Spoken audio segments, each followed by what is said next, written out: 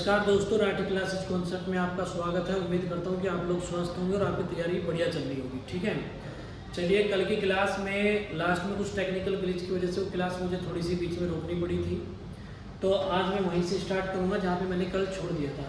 ठीक है, देखिए मैंने कल एक चीज़ आपको बताई थी कि CP, एक तो CP होता है और एक सेलिंग प्राइस होता है। तो CP वो होता है जो हमारी जेब से लगा होता है और सेलिंग प्राइस वो होता है जो हमारी जेब में आता है। बस इतना ध्यान रखिएगा आप लोग। अब आगे देखिए जरा एक बार। तो मैंने कहा आप लोगों से, अगर किसी भी स्टूडेंट ने कल वाली जो क्लास है वो नहीं देखी तो पहले एक बार उसे देखिए, तब इस क्लास को देखिएगा। ठीक है, चलिए आगे बढ़ते हैं। तो राकेश कुछ नींबू को 7 रुपये के 8 की दर से बेचता है। तो दोस्तों मैंने कहा था कल की भी क्लास में आपको ये ध्यान रखना है कि खरीदा है या बेचा है। क्लियर है? तो हम यहाँ क्या देख पा रहे हैं कि 7 रुपये में 8 की दर से उसको बेचा है नींबू को। तो अगर बेचा है, सेल किया है, तो यानी कि 7 रुपये, रुपया ऊपर और वस्तु नीचे, यानी कि 7 रुपये में 8। तो मैंने 8 से डिवाइड कर दिया तो ये 1 का कॉस्ट प्राइस आ गया। फिर उसने कहा कि ऐसा करने से 40% का लाभ हुआ, ऐसा करने से 40% का हमें प्रॉफिट हुआ।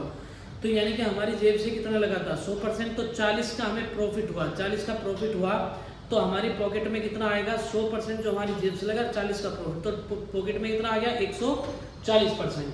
अब 140% आ गया, लेकिन अगर हम यहाँ देखें तो हमें 40 नहीं चाहिए, हमें 50 चाहिए, यानी कि 50% का प्रॉफिट चाहिए। 50% के प्रॉफिट का मतलब है कि जो हमारी जेब से लगा है 100 वो और प्लस 50 प्रॉफिट, तो हमारी जेब में कितना आना चाहिए, हमारी जेब में आना चाहिए 150%। तो यहाँ हम कहेंगे 0 से 0 गया, 7 दूनी 14, ये हो जाएगा आपका 15/16। यानी कि अगर हम बात करें तो ऊपर है रुपया और नीचे है आपकी वस्तु की संख्या। वस्तु की संख्या यानी कि 15 रुपये में 16, 15 रुपये में 16 की दर से अगर हम उन्हें बेचते हैं तो हमें क्या होगा 50% का प्रॉफिट होगा। क्लियर है बात इतनी? चलिए आगे बढ़ते हैं। आगे देखिएगा, आगे अगर हम देखें तो राकेश ने कुछ नींबू को खरीदकर 10 रुपये के 11 की दर से बेचा। देखिए फिर से वही बात कहूँगा, कुछ नींबू को खरीदकर बेचा है, खरीदा नहीं है, बेचा है। कितने में बेचा है? 10 रुपये में 11 बेचे हैं। 10 रुपये में कितने बेच दिए? 11। 10 रुपये में 11 की दर से उनको सेल किया है। तो अगर 10 रुपये में 11 की दर से सेल किया तो इस प्रकार आप देखेंगे उसे क्या हुई 30% का लॉस हुआ। इस प्रकार उसे 30% की हानि हुई, 30% का उसे लॉस हुआ। 30% के लॉस होने का मतलब है कि हमारी पॉकेट में कितना आया 100 हमारी जेब से लगा था, 30 का हमें नुकसान हुआ, तो हमारी पॉकेट में आया है 70% यानी कि 70%। तो ये किसके बराबर हो जाएगा? ये हो जाएगा आपका 70% के बराबर। अब हमें क्या चाहिए? हमें चाहिए 40% का प्रॉफिट, हमें चाहिए 40% का लाभ। अब हानि नहीं चाहिए, हमें लाभ चाहिए। लाभ का मतलब हुआ, प्रॉफिट का मतलब हुआ कि अगर हमारी जेब से 100% लगा तो हमें 40 का लाभ होगा, तो हमारी पॉकेट में कितना आएगा 140% आएगा, यानी कि ये आएगा हमारी पॉकेट में 140। इसको काट दिया तो 2 बार जाएगा, तो ये आ जाएगा आपका 20/11। ठीक है, इसका मतलब है कि 20 रुपये में कितने हो गए 11, ऊपर रुपये और नीचे वस्तु की संख्या, यानी कि हमें कैसे उनको सेल करना पड़ेगा 20 रुपये में 11 की दर से। 20 रुपये में 11 की दर से उन्हें क्या करना पड़ेगा? सेल करना पड़ेगा। ठीक है, तब हमें जाके क्या होगा 40% का इसमें प्रॉफिट होगा। चलिए उम्मीद करता हूँ कि आप लोगों को यहाँ तक कोई भी दिक्कत नहीं होगी। ठीक है, चलिए आगे बढ़ते हैं। आगे देखिएगा, एक दुकानदार कुछ वस्तु को 15 रुपये में 12 वस्तु की दर से खरीदता है। देखिए ये क्वेश्चन करने से पहले एक छोटा सा कॉन्सेप्ट है, उजरा समझ लीजिए एक बार। पहले एक चीज देखिए, मान के चलो हम कहीं से 5 बाइक लेके आए। कितनी बाइक लेके आए दोस्तों? 5 बाइक। अब इनमें से हमने 3 बाइकों को बेच दिया। 3 बाइकों को हमने क्या कर दिया? बेच दिया, लेकिन अभी 2 बाइक हमारी नहीं बिकी है। यानी कि हम 5 बाइक लेके आए थे, 3 बाइक को हमने बेच दिया, 2 बाइक अभी नहीं बिकी है। तो आप सोच के बताइए, क्या 3 बाइक बेचने से मैं अपना लाभ और हानि बता सकता हूँ? अब खुद से पूछेगा इस सवाल को। ठीक है, मैं आपको बता रहा हूँ कि जब तक ये 5 बाइकें नहीं बिक जाती तब तक मैं ये नहीं बता सकता कि मेरे लाभ होगा या मुझे हानि होगी। यानी कि जैसे मैं 5 बाइक लेके आया था और 5 बाइक मेरी बिक जाएंगी तो मैं कहूँगा जी 50,000 में मैं 5 बाइक लेके आया था, 60,000 में मैंने 5 को बेच दिया, तो मुझे 10,000 का क्या हुआ? प्रॉफिट हुआ। तो इसका मतलब है कि जब तक ये 5 बाइकें नहीं बिकेंगी तब तक मैं लाभ हानि नहीं बता पाऊंगा। ठीक है, तो ध्यान से देखिएगा कॉन्सेप्ट क्या है कि खरीदी गई वस्तु और बेची गई वस्तु, बेची गई वस्तु ये बराबर होनी चाहिए, तभी हम बता पाएंगे कि हमें लाभ हुआ या हानि हुई। ठीक है, चलिए इसी कॉन्सेप्ट पे अब हम आगे बढ़ते हैं। देखिए ये जो क्वेश्चन है आपके, मैं आपको पहले ही बता देता हूँ, ये सारे क्वेश्चन आपके पेन फ्री है, मैं आपको पेन फ्री करके भी दिखाऊंगा। ठीक है, अब ध्यान से देखिएगा। इसने कहा है कि दुकानदार कुछ वस्तुओं को 15 रुपए में 12 वस्तु की दर से खरीदता है, तो हमने लिखा 15 रुपए में कितनी वस्तु मिल रही है हमें, 12 वस्तु। उसके बाद कहता है वो इनको बेचता कैसे है, 14 रुपए में 10 वस्तु, 14 रुपए में 10 वस्तु। तो आप ध्यान से देखिएगा, हमने खरीदी कितनी है 12 और बेची कितनी है हमने 10। तो हमने वही कॉन्सेप्ट आपके मैं याद दिलाऊंगा कि खरीदी गई और बेची गई जो वस्तु की संख्या वो क्या होनी चाहिए, बराबर होनी चाहिए, तभी हम बता पाएंगे कि हमें प्रॉफिट हुआ या फिर हमें लॉस हुआ। तो अगर 12 और 10 को हम बराबर करते हैं तो हमें मिलेगा 60, इनका एलसीएम कितना मिलेगा हमें, 60 मिलेगा। ठीक है, तो 12 10 का एलसीएम कितना हो जाएगा दोस्तों, 60 हो जाएगा। ये 12 पंजे 60 होगा, तो मैं कहूँगा कि 15 पंजे कितना हो जाएगा, 75। अगर 15 रुपए में 12 वस्तु है तो 75 रुपए में कितनी वस्तु आ जाएगी दोस्तों, 12 पंजे 60, और यहाँ 10 छके 60 यानी कि 14 छके 84 रुपए में हम कितनी बेचेंगे, 60 वस्तु। तो हमें यहाँ ये नजर आ रहा है कि 75 रुपए में 60 वस्तु और 84 रुपए में 60 वस्तु, 75 रुपए में खरीदी और 84 रुपए में हमने ये बेच दी। तो आप देखिए कलपड़ आदमी भी देख के बता देगा कि हमें यहाँ लाभ हुआ या हानि हुआ। हमने 75 रुपए जेब से लगाए थे और हमें यहाँ पे 84 रुपए हमारी जेब में आ रही है, तो इसका मतलब हमें क्या मिल रहा है, हमें यहाँ पे प्रॉफिट हो रहा है। प्रॉफिट परसेंट की अगर बात करेंगे तो हमें 9 रुपए बचे हैं, कितने पे बचे हैं, 75, 75 पे बचे। अगर 100 पे निकालेंगे हम तो कितना आ जाएगा, ये आ जाएगा हमारा 12%, यानी कि 12%, यानी कि हमें 12% का क्या हुआ यहाँ पे प्रॉफिट हुआ। क्लियर है दोस्तों। अब यहाँ पे ये चीज आपको मैं एक चीज बता देता हूँ कि मैंने क्या लिखा है इन सवालों में, पेन फ्री क्वेश्चन है। वैसे अभी तक मैं जितने भी सवाल आपको पढ़ा रहा हूँ ये सारे बिना पेन के, ये पेन फ्री है, सिर्फ आपका प्रॉफिट एंड लॉस का बेसिक है। यानी कि बेसिक होने का मतलब है कि बड़े बड़े क्वेश्चन आप तभी सोल्व कर पाओगे, पहले ये बेसिक आपका क्लियर होना चाहिए। ठीक है, चलिए अब इसी चीज को मैं क्या करता हूँ दोबारा से बताता हूँ, लेकिन इस बार मैं इसको बिना पेन के बताऊंगा, गौर से देखिएगा। एग्जाम में जब भी आपके ऐसे क्वेश्चन आए तो आप ये देखिए, ये 12 वस्तु है, ये 10 वस्तु है। तो हमने कहा कि खरीदी गई वस्तु और बेची गई वस्तु क्या होनी चाहिए, बराबर होनी चाहिए। तो 12 और 10 का एलसीएम कितना हो जाएगा हमारा, 60 हो जाएगा। तो जब हम इसे 60 बनाएंगे तो 12 पंजे 60 हो जाएगा, तो 75 यानी कि 15 × 5 कितना हो जाएगा, ये 75 हो जाएगा। आपको कहीं भी पेन उठाने की जरूरत नहीं है। और जब हम इसे देखेंगे तो ये 10 छके 60 हो जाएगा, तो 14 छके कितना हो जाएगा, 84, यानी कि 75 रुपये जेब से लेके 84 रुपये हमारी जेब में आ गए। तो हम कहेंगे जी 9 रुपये का प्रॉफिट हो गया, कितने पे हो गया, हमें 75 पे हो गया, 100 पे निकालेंगे तो ये हमारा 12% हो जाएगा। क्लियर है, ये हमारा आंसर हो जाएगा। तो ज़्यादा कुछ आपको लिखने की जरूरत नहीं पड़ेगी, आगे लिखिएगा। अब दोस्तों मैं बार बार इस बात का पे ज़्यादा दबाव दे रहा हूँ कि आप बिना पेन के करें, ठीक है, क्योंकि मैं आपसे एक चीज़ बताऊँगा दोबारा से, और ये तब तक रिवाइज कराऊंगा आपके जब तक आपके दिमाग में बात सेट नहीं हो जाती। देखिए ये डिजिटल बोर्ड पे मैं पढ़ा रहा हूँ, यानी कि डिजिटल बोर्ड का मुझे ये फ़ायदा है कि मैं जो 2 घंटे का काम है वो 1 घंटे में कर सकते हैं। क्लास में, ऑफलाइन क्लास में अगर हम जो काम करते हैं जो पहले 2 घंटे में हुआ करता था वो 1 घंटे में हो जाता है। उसका कारण क्या है कि हमें लिखना नहीं पड़ रहा है, लिखना नहीं पड़ रहा, तो जो ज़्यादा टाइम लग रहा था वो कम मिल गया।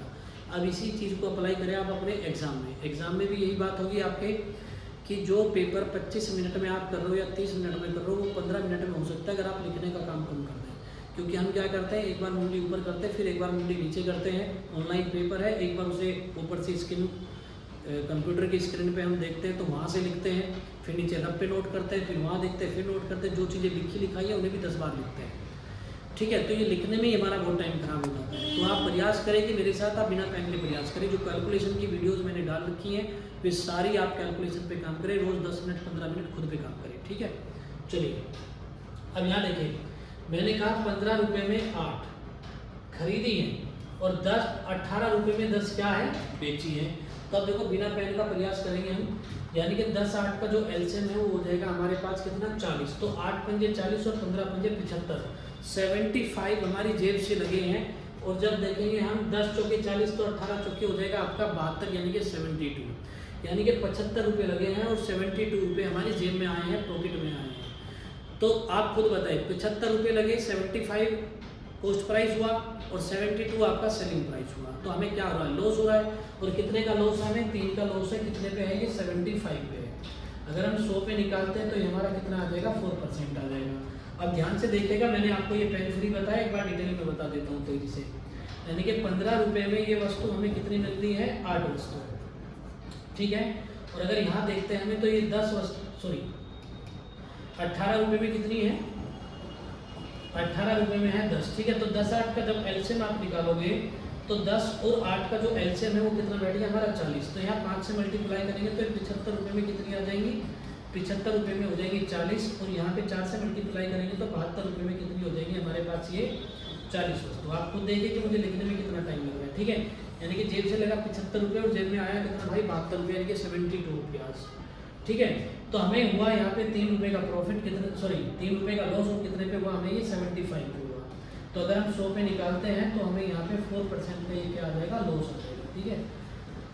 चलिए उम्मीद करता हूँ कि आप लोगों की बातें बिल्कुल क्लियर होंगी ये, ठीक है।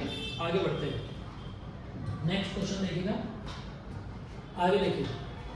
अब देखिए मैंने थोड़ा सा लेवल इसमें बढ़ा दिया। अब देखिए इसे भी लेके लेवल बढ़ाने का मतलब नहीं कि पेन फ्री नहीं हो सकता है, ये भी पेन फ्री क्वेश्चन है हमारा। ध्यान से देखिए, मैं फिर से यहाँ लिख देता हूँ, पेन फ्री क्वेश्चन है हमारा, ठीक है, पेन फ्री है। और पहले मैं आपको बिना पेन के बताऊंगा, बहुत से देखिएगा। मैंने कहा एक दुकानदार कुछ वस्तुओं को 4 रुपये में 3 की दर से खरीदता है। यहाँ देखिए 4 रुपये में कितनी वस्तु है, 3 है। उतनी ही वस्तु, सेम नंबर ऑफ आर्टिकल्स, यानी कि उतनी ही वस्तु वो 3 रुपये में 2 की दर से खरीदता है। यानी कि 3 रुपये में 2 वस्तु भी वो उतने की ही खरीदता है, ठीक है। और यहाँ पे ये वर्ड देखिए आप, ये वर्ड उतनी ही का मतलब है कि अगर यहाँ पे 3 है तो यहाँ पे कितनी होनी चाहिए, 3 होनी चाहिए। तो अगर हम 3 और 2 का एलसीएम लेते हैं तो कितना हो गया दोस्तों, 6 हो गया। तो हम करेंगे 3 दूने 6 और 4 दूने 8, यानी कि हमें इन्हें खरीदने में लगे 8 रुपये। अब यहाँ देखिए 3, अब यहाँ से हम किसकी मल्टीप्लाई करेंगे, यहाँ करेंगे हम 3 की मल्टीप्लाई, 3 दूने 6 और 3 के कितना हो जाएगा आपका 9, 8 रुपये वहाँ लगे और 9 रुपये यहाँ लगे, तो 9 और 8 कितना हो गया हमारा 17। जेब से कितने लगे 17 रुपये। 17 रुपीज में हमने 12 वस्तु खरीदी, 17 रुपये में हमने 12 वस्तु खरीदी। और अब बेचेंगे कैसे इसको हम, 2 रुपये में एक, तो 12 वस्तु बेचने के लिए हमारी जेब में कितने आएंगे, 24 रुपये आएंगे। 24 रुपये 17 में खरीदी, 24 रुपये जेब में आ गए। तो इसका मतलब हुआ कि हमें 7 रुपये बचे। कितने पे बच गए दोस्तों, 7 रुपये बच गए, लेकिन कितने में बचे, 17 रुपये हमारी जेब से लगे थे। 100 पे निकाले तो यहाँ पे आप निकाल सकते हो अपना प्रॉफिट परसेंट निकाल सकते हो। अब इसी चीज़ को मैं लिख के बताऊंगा, लेकिन लिख के देखना आपको कितना टाइम लगने वाला है। देखिए 4 रुपये में हमने खरीदी है 3, 4 रुपये में हमने 3 वस्तु खरीदी। आगे देखिए, फिर हमने 3 रुपया में 2 वस्तु खरीदी, 2 वस्तु खरीदी। अब सवाल ये कह रहा है कि ये जो वस्तु है यहाँ पे 3 है और यहाँ पे वस्तु कितनी है, 2 है। ये दोनों बराबर मात्रा में है, यानी कि दोनों की जो संख्या है वो बराबर होनी चाहिए। अब अगर यहाँ देखते हैं तो इनको अगर बराबर करेंगे तो यहाँ 2 की मल्टीप्लाई करेंगे तो ये 8 रुपये में ये वस्तु आएगी कितनी, 3 दूने 6 हो जाएगा। और यहाँ पे 3 से मल्टीप्लाई करेंगे तो ये 9 रुपये में कितनी हो जाएगी हमारे पास, ये 6 वस्तु हो जाएगी, ठीक है, 6 वस्तु। अब देखिए हमारी जेब से कितने लगे, 17 रुपये। और 17 रुपये में जो वस्तु है हमने कितनी, देखिए यहाँ पे खरीदी कितनी है, 6 कितनी वस्तु खरीदी है, 12 वस्तु। अब हम इनको क्या कर रहे हैं, 2 रुपये में एक बेच रहे हैं, यानी कि 2 रुपये में हम कितनी बेचेंगे, एक बेचेंगे। तो एक वस्तु 2 रुपये में बेचेंगे तो 12 को बेचने में कितने पैसे आएंगे हमारी जेब में, 24 रुपीज़ आएंगे। तो गौर से देखिएगा, ये 24 है, ये 24 है। तो यानी कि हमें जो प्रॉफिट हुआ 17 रुपये हमारी जेब से लगे, 17 रुपीज़ हमारी जेब से लगे, 17 रुपीज़ हमारी जेब से लगे और 24 रुपये हमारी जेब में आ गए।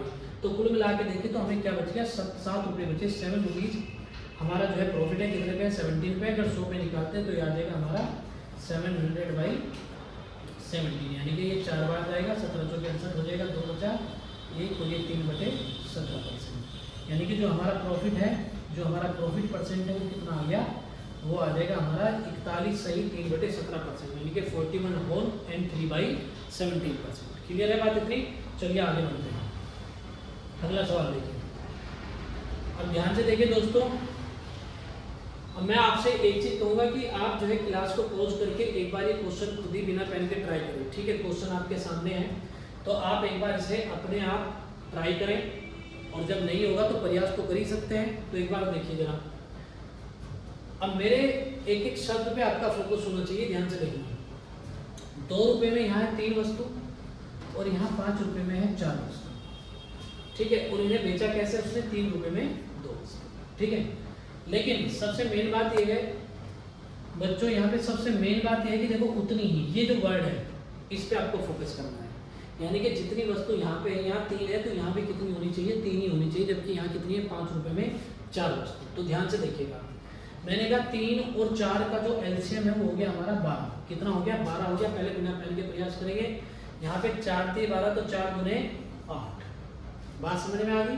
और यहाँ देखिए 4 × 12 तो 5 से कितना हो जाएगा आपका 15 हो जाएगा, ठीक है। तो मैं कहूँगा कि भाई 8 रुपये में तो 12 वस्तु ये आ गई, 15 रुपये में ये आ गई, तो 15 और 8 कितना हो गया, 15 और 8 हो गया 23 रुपया। और 23 रुपये में मैंने 12 वस्तु ये और 12 वस्तु ये, कितनी वस्तु खरीद ली, 24 वस्तु खरीद ली। फिर मैं कहता हूँ कि 3 रुपये में 2 वस्तु की दर से इनको बेचना है। तो देखो 2 वस्तु है और रुपये क्या है, 1.5 गुना है, तो वस्तु मेरे पास 24 हो गई, 24 का 1.5 गुना 36 हो गया, यानी कि 36 हो गया। 23 रुपये मैंने लगाए, 36 रुपये मेरी जेब में आ गए, तो 13 रुपये का मुझे प्रॉफिट हुआ। कितने में हुआ, 23 में हुआ। तो अब आप ये देखिए कि मैं तो आपको समझा रहा हूँ, समझाने की वजह से मुझे आराम आराम से बोलना भी पड़ता है। अब एग्जाम में आपको समझाना थोड़ी ही किसी को, यानी कि आपका पूरा का पूरा जो फोकस होगा वो किस पे होगा, अपने पेपर पे होगा। यानी कि फोकस होगा तो 10 सेकंड लगेंगे नहीं आपको पूरा क्वेश्चन सोल्व करने में। तो ध्यान से देखना जरा एक बार। तो हमने कहा कि 23 रुपये हमारी जेब से लगे और 36 आ गए, तो हमें 13 का प्रॉफिट हुआ। कितने पे हुआ भाई, 23 रुपये में हुआ। तो 100 पे हम इसको निकाल लेंगे। अब मैं इसी को डिटेल में बताता हूँ। देखिए 2 रुपये में कितनी वस्तु है दोस्तों, यहाँ पे 3 वस्तु। और यहाँ देखिए आप 5 रुपये में कितनी वस्तु है, 5 रुपये में यहाँ पे है जी 4 वस्तु, ठीक है। तो मैंने कहा जी 5 रुपये में यहाँ कितनी है जी, 4 वस्तु है। और वस्तुओं की संख्या कैसी है, वो बराबर है। तो बराबर करने के लिए हम क्या करेंगे, बराबर करने के लिए बस छोटा सा काम करना है। 3 4 का एलसीएम कितना हो गया 12, यहाँ 4 से गुना करेंगे तो वस्तु हो गई 12, 4 से गुना करेंगे तो 8, और यहाँ पे अगर हम देखें तो यहाँ 3 से गुना करेंगे तो वस्तु हो गई 12, और ये पैसे हो गए यानी कि रुपया हो गया हमारे पास 15। तो 15 और 8 कितना हो गया हमारे पास 23। तो देखिए 23 रुपये हमने लगाए और 12 और 12 कितना हो गया 24, यानी कि 24 रुपये, सॉरी 24 वस्तु। तो 23 रुपये हमने लगाए और 24 वस्तु हमने उसमें खरीद ली। अब हमें बेचनी कैसे है, 3 रुपये में 2 वस्तु। तो जब 24 बेचेंगे हम तो कितने रुपये आ जाएंगे, 36 रुपये आ जाएंगे हमारे पास। तो यानी कि हमें कितने का प्रॉफिट हुआ, 23 रुपये थे जो जेब से लगे, 36 रुपये जो जेब में आ गए, 13 रुपये का हमें प्रॉफिट हुआ। तो यहाँ से प्रॉफिट परसेंट निकालते हैं तो ये आ जाएगा आपका 1300 बटे में 23। अब यहाँ देखिए 23 पंजे आपका हो जाएगा 115, 150, 23 छके यानी कि 12 बटे में 23% हमारा क्या हो जाएगा, आंसर। ठीक है दोस्तों, चलिए आगे बढ़ते हैं, नेक्स्ट क्वेश्चन पे आते हैं।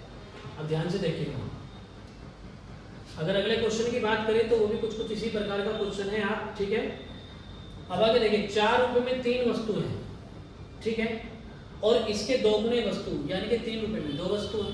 अब ध्यान से देखना, इस बार जो इस वर्ड में फिर से ध्यान देना, इस बार उसने कहा कि इसके 2 गुने वस्तु हैं। अब सेम नंबर नहीं है, इसका मतलब है कि अगर ये 3 वस्तु हैं तो ये कितनी होनी चाहिए, ये 6 वस्तु होनी चाहिए हमारी, ठीक है। अब मैं लिख देता हूँ एक बार, देखो ये 4 रुपये में हमारी कितनी वस्तु है, यहाँ पे 3 वस्तु लिखी हुई है, और 3 रुपये में कितनी है हमारे पास, 2 वस्तु है। 3 रुपये में कितनी है जी, 2 वस्तु है। तो मैं आपसे बस इतनी सी बात कहूँगा कि ये वाली जो वस्तु है ये फर्स्ट टाइप की वस्तु है, ये सेकंड टाइप की वस्तु है। और सवाल में ये लिखा हुआ है कि जो ये सेकंड टाइप वाला है वह इसके 2 गुने, यानी कि पहले वाले के वो 2 गुने वस्तु है। अब 2 गुने वस्तु है तो ये 3 है, तो इनको कितना होना चाहिए, 3 का 2 गुना 6 होना चाहिए। तो यहाँ 3 से अगर हम मल्टीप्लाई करते हैं तो ये आ जाएगा आपका 9 रुपये में कितनी वस्तु हो जाएंगी, ये 6 वस्तु हो जाएंगी। तो इसका मतलब हुआ कि इसको हम हटा देंगे तो 9 और 4 कितना हो गया 13। अब 13 रुपये में हमें ये कैसे पड़ रही है, 9 वस्तु पड़ रही है, और इनको हमें जो है बेचना कैसे है, 7 रुपये में 4 की दर से इनको हमें बेचना है, इनका सेल करना है। तो यानी कि अगर हम इन्हें 7 रुपये में 4 के हिसाब से बेचेंगे तो अब देखिए ध्यान से, मैंने कहा कि खरीदी गई वस्तु और बेची गई वस्तु कैसी होनी चाहिए, वो बराबर होनी चाहिए। तो 9 4 का एलसीएम कितना हो गया दोस्तों 36, यानी कि 36 हो जाएगा, 36 हो जाएगा।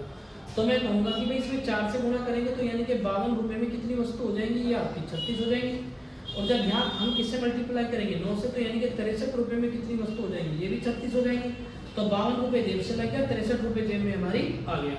तो ये 52 रुपये, ये 63 रुपये, तो डिफरेंस कितना आ गया 11 रुपये का, यानी कि हमें प्रॉफिट हुआ। और प्रॉफिट परसेंट कितना हुआ 11 हुआ, कितने पे हुआ 52 पे हुआ। अगर हम 100 पे इसको निकालते हैं तो देखिए 4 से इसको जब हम डिवाइड करेंगे तो ये 25 आएगा और ये आपका 13 आ जाएगा, यानी कि 275/13 ये आ जाएगा 21 सही 2 बटे में 13% हमारा क्या आ जाएगा, ये प्रॉफिट आ जाएगा, ठीक है। तो उम्मीद करता हूँ कि आप लोगों को एक एक बात बिल्कुल क्लियर हो रही होगी। अगर कोई भी आपको डाउट है तो आप मुझे कमेंट कीजिए, ठीक है, और आप मुझे डायरेक्ट कॉल भी कर सकते हो, ये मेरा नंबर है। अगर कहीं भी आपको कोई डाउट बनता है तो आप मुझे इस नंबर पे व्हाट्सअप कर दीजिए। कहीं भी कोई क्वेश्चन में आपका डाउट आता है कि जी ये चीज़ कैसे आए, कोई बात समझ में ना आए, तो मैं आपको पर्सनली कॉल कर लूँगा, ठीक है, कॉल कर लूँगा, या फिर मैं आपको आपके नंबर पे उसका सॉल्यूशन और डिटेल में, ज़्यादा डिटेल में उसको मैं सेंड कर दूँगा, ठीक है। चलिए आगे बढ़ते हैं। आगे देखिए, अगला जो क्वेश्चन है वो भी इसी प्रकार का क्वेश्चन है। देखिए, कहता है कि एक दुकानदार कुछ वस्तु को 3 रुपए में 2 वस्तु की दर से खरीदता है तथा कुछ और वस्तु को 3 रुपए में 4 वस्तु की दर से खरीदता है, ठीक है। तो 3 रुपए में 2 वस्तु की दर से खरीदता है, 3 रुपए में कितनी वस्तु है, 2 वस्तु, ठीक है। और फिर 3 रुपए में जो है वो कितनी वस्तु है जी, 4 वस्तु है। पर वो कहना क्या चाहता है, वो कहना ये चाहता है, आगे देखिएगा बहुत ध्यान से, इन सभी वस्तुओं को 5 रुपए में 4 की दर से बेच देता है। ये देखो, पहले प्रकार की वस्तु, यानी कि जो पहले प्रकार की वस्तु है वो दूसरे प्रकार की वस्तु से 50% अधिक है। देखिए दोस्तों, पहले प्रकार की जो वस्तु है, पहले प्रकार की जो वस्तु है, एक एक वर्ड पे फोकस करना, पहले प्रकार की जो वस्तु है दूसरे प्रकार की वस्तु से कितनी ज्यादा है, 50%, यानी कि 50% ज्यादा है। 50% का मतलब है कि अगर ये 4 है तो इसका आधा 50% कितना बैठ गया, 2, यानी कि इससे 2 ज्यादा है, यानी कि इनको कितना होना चाहिए, 6 वस्तु होना चाहिए। तो अगर इनको 6 होना चाहिए तो ध्यान से देखिए, यहाँ किससे मल्टीप्लाई करेंगे, 3 से करेंगे, तो 3 दूने 6 देखिए, इससे 50% ज्यादा हो गया, ये हो गया 3 3। तो मैं ये कहूँगा कि 9 3 कितना हो गया, अब ये 12 रुपए में हम कितनी वस्तु खरीद रहे हैं, 10 वस्तु खरीद रहे हैं। 12 रुपए में कितनी वस्तु खरीद रहे हैं हम यहाँ पे, 10 वस्तु। अब 12 रुपए में 10 वस्तु, और इनको बेचना कैसे है, 5 रुपए में 4 की दर से बेचना है इनको, यानी कि 5 रुपए में कितने की दर से बेचना है, 4 वस्तु की दर से इनको बेचना है। तो अब देखिए, मैंने कहा खरीदी गई और बेची गई वस्तु कैसी होनी चाहिए, बराबर होनी चाहिए। अगर मैं यहाँ 20 वस्तु कर दूं तो ये कितना हो जाएगा, 24 रुपीज हो जाएगा, और यहाँ पे भी अगर मैं 20 वस्तु कर दूं तो ये 25 रुपीज हो जाएगा। अब आप सोच के बताएं कि मुझे प्रॉफिट हुआ है कि लॉस हुआ है। 24 रुपये मेरी जेब से लगे तो 25 रुपये मेरी जेब में आ गए, मेरे पॉकेट में 25 रुपये आ गए। 24 रुपये मेरी जेब से लगे, 25 आ गए, तो मुझे क्या हो रहा है, प्रॉफिट हो रहा है। प्रॉफिट कितने का हुआ, हमें 1 का हुआ, कितने पे हुआ, 24 पे हुआ। अगर इसे हम 100 पे निकालते हैं तो ये आ जाएगा 4 सही 1/6%, ठीक है। ये मेरा क्या हो जाएगा, आंसर हो जाएगा, ठीक है दोस्तों। चलिए आगे बढ़ते हैं।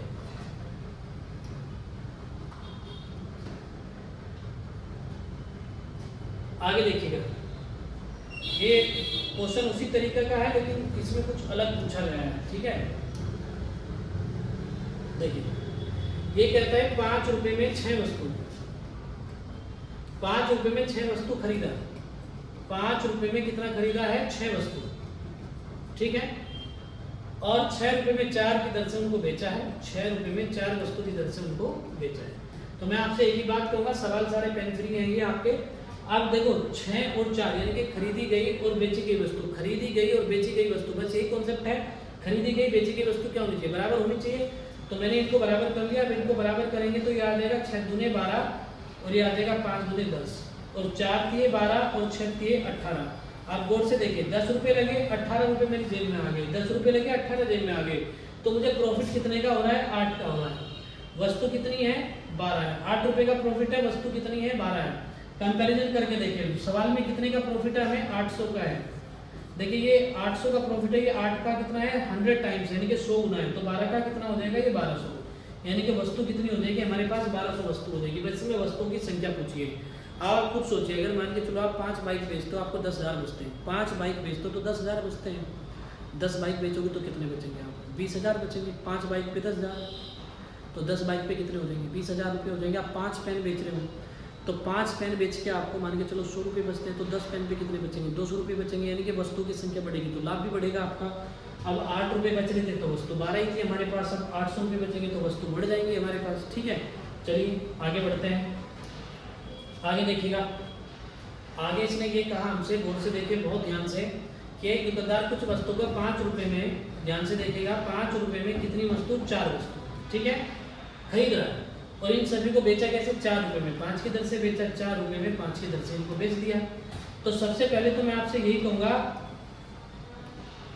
कि 4 रुपये में 5 वस्तु की दर से इनको बेच दिया। तो खरीदना और बेचना बराबर होना चाहिए, यानी कि 4 5 का एलसीएम कितना हो जाएगा हमारा, एलसीएम देखें तो यहाँ 20 आ जाएगा, यहाँ 5 से गुणा करेंगे तो कितना आ जाएगा आपका 25 रुपये में कितनी वस्तु आ गई जी 20 आ गई, और यहाँ हम किससे मल्टीप्लाई करेंगे 4 से, तो 16 रुपये में कितनी वस्तु आ गई 20 वस्तु।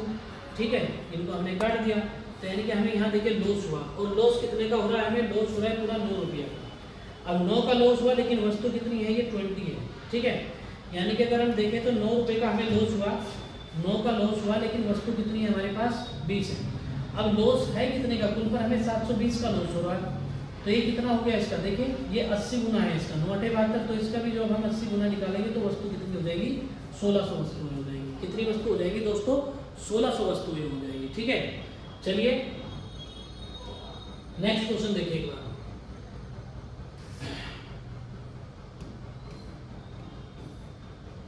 अब देखिए 2 रुपए में 3 वस्तु, 2 रुपए में कितनी वस्तु है, ये 3 वस्तु है। ठीक है, और उतनी वस्तु देखिए इस बार सवाल थोड़ा सा लेवल बढ़ गया आपका। ठीक है, यानी कि 3 रुपए में कितनी वस्तु है, उतनी 3 रुपए में कितने की दर से खरीद रहे हैं, 4 वस्तु की दर से। लेकिन मेन चीज क्या है कि दोनों की जो संख्या है वो बराबर है, दोनों की संख्या बराबर है। अगर दोनों की संख्या हम बराबर करें, अगर दोनों की संख्या हम बराबर करते हैं तो ध्यान से देखिए यहाँ 4 के 12, ये आ जाएंगे हमारे पास कितनी वस्तु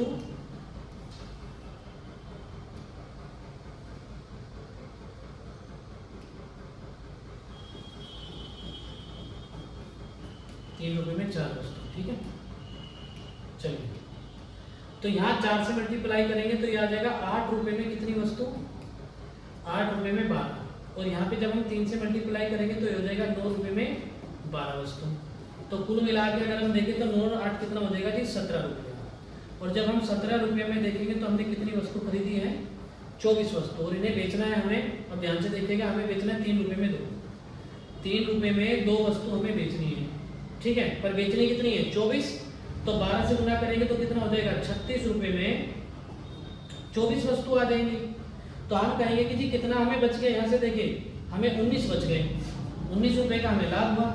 तो वस्तु कितनी है 24 है, वस्तु 24 है हमारे पास, 19 का लाभ हुआ, पर लाभ कितना हुआ 760 का।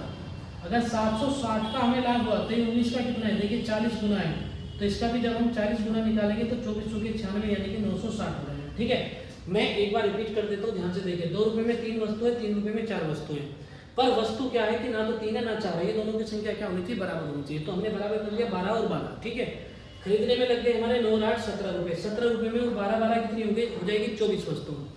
तो 17 रुपये में 24 वस्तु बेच रहे, 3 रुपये में 2 की दर से बेचनी है 24, तो 12 दूनी 24 और 12 किए 36, यानी कि देखेंगे तो हमें बचे 19 रुपये, 19 रुपये बचे, लेकिन वस्तु कितने पे बच गए 24 पे बच गए।